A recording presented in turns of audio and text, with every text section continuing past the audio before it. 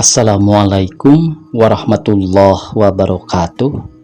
Pamirsa dina dangat ayeuna urang medar di Carpon tina majalah Campaka nomor 28 tahun 1860 genap.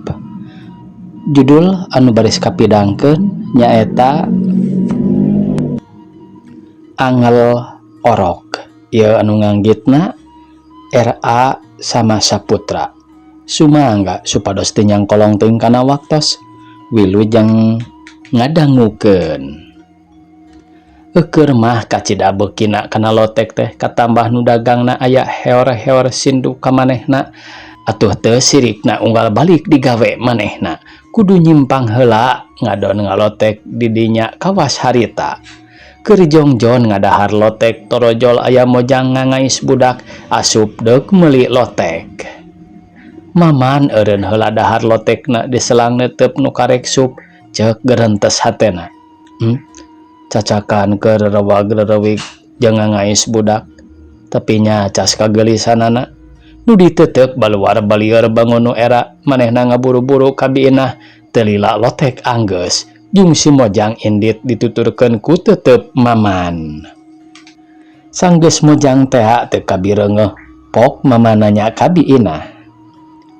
Saha nu bieu teh bi ngomongna kitu bari ngamimitian ngahanca deui lotekna. Geuning nganggo tataros sagala.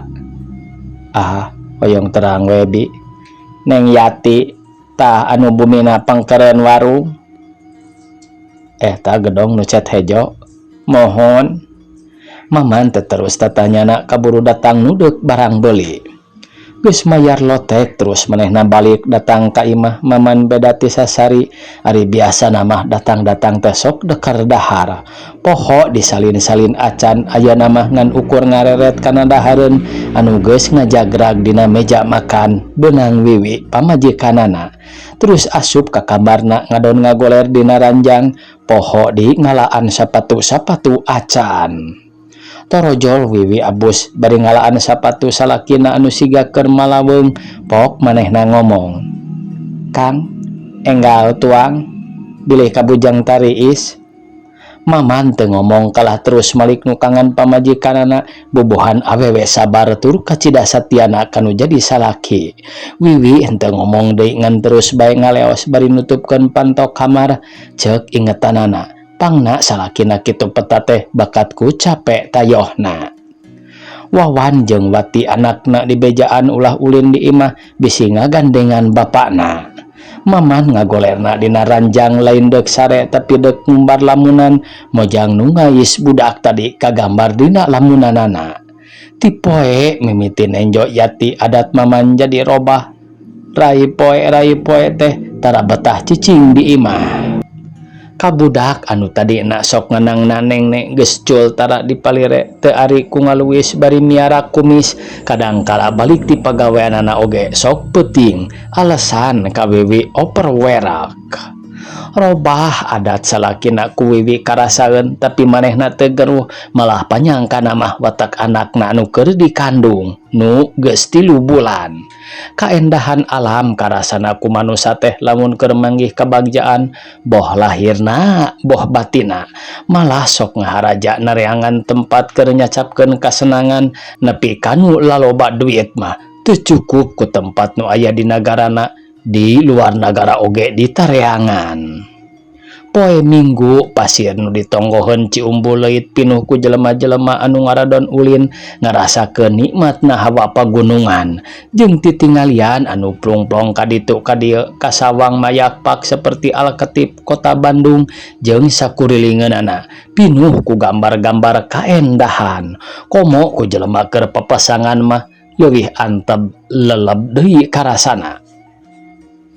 Tuh itu rorompok teh dina jumplukan itu kaciri palih ditu jalan kareta api tuh geuning kareta api na ngarayap sapertos ti tinggi tah palih diana Cicadas sidik parentul ku bumi ari bumi Kang Maman dina jumplukan mana Haryati ngomongna kitu teh bari tutunjuk terus ngalieu ka Maman anu ti tadi ngahenen gigireunana ngarasakeun kaendahan alam berinya gigir kenu lenjang.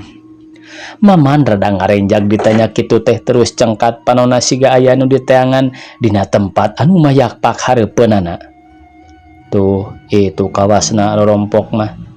Jumplukan itu, Maman nunjuk ka hiji tempat anu ceuk hatena, da lain di dinya. Gening tebihnya, Maman henteu ngomongan ukur ku unggek bari netep Haryati bangun nu teu bosen-bosen. Ah, baku Kang Maman mah ari geus kitu teh. Sok matak ararisin, Haryati ngajembel pepeuteyan Maman panonna ngadilak, matak nambah-nambah kana gegetna Maman. Da kawasna hayang narima 1000 dilak jeung jembel model kitu mah. Haryati beunangna ku Maman teh akal tarekah Nabi Inah. Maman ngakukeun masih keneh bubujangan. Ku kituna mah saha nu nyangka Maman geus boga anak pamajikan awak ngora jeung Luis pake hade duit loba wae. Haryati mojangker mejehna mangkat beger kakara menang ijazah SKP panggih jeung Maman nu sagala nyampak. 3 rupa syarat teh aya di Maman mah atuh tamplok cintana nu kakara mekar teh dikamamankeun kabeh. Nepi kadina hiji waktu pedah Maman aya samingguna teu manggihan teh make kagegeringan sagala.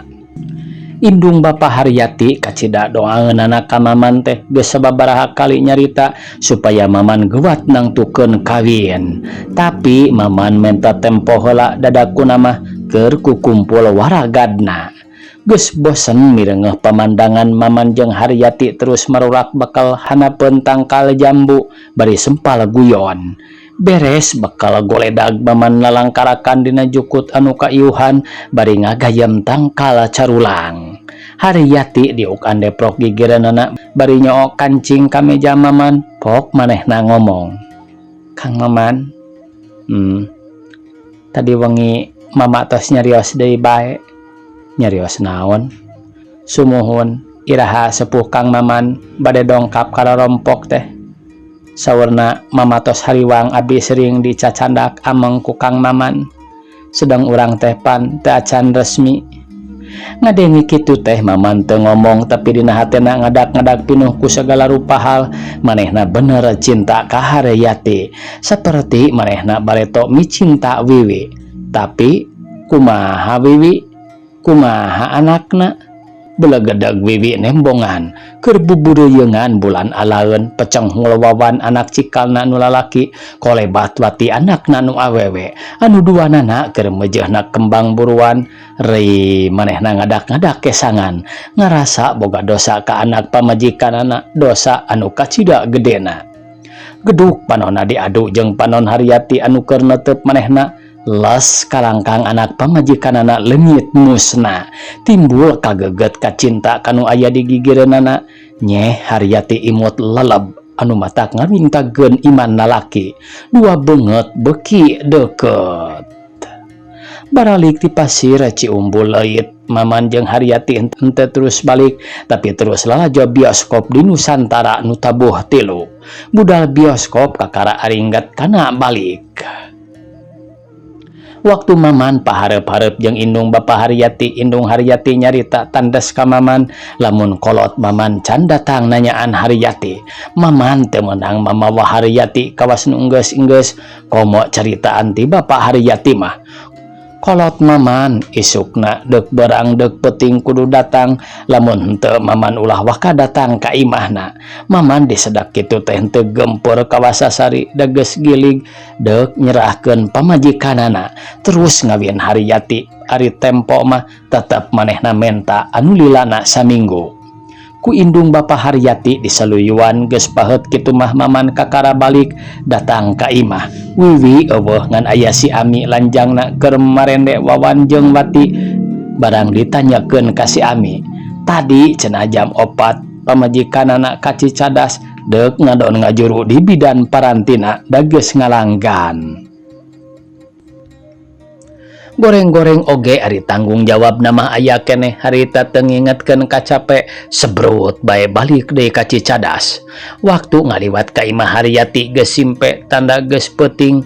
Bener kasampak Wiwi geus ngelahirkeun budakna awewe montok gelis ngalaka indung. Wiwi dilongok ku salakina teh kacida bunga heunana.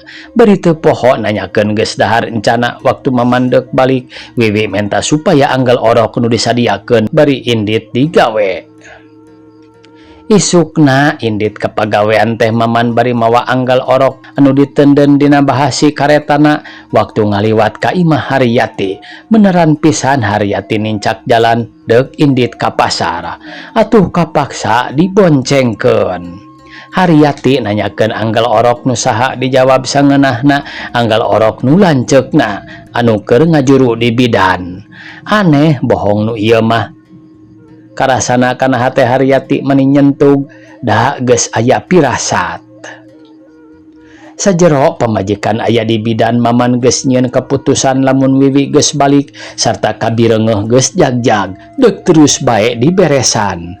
Malah geus badami jeung lebe manehna luas bakat kutarikna cinta ka Haryati nu teu weleh kumalangkang. Wiwi balik na ti bidan teh waktu maman masih keur di kantor keneh. Atuh datang digawe teh pamajikanana geus nyampak. Kang Maman, aya serat. Ngomong kituna teh Wiwi bari ngasongkeun surat panonna neuteup salakina bari imut leleb ciri asih ka salaki. Ti saha Wi?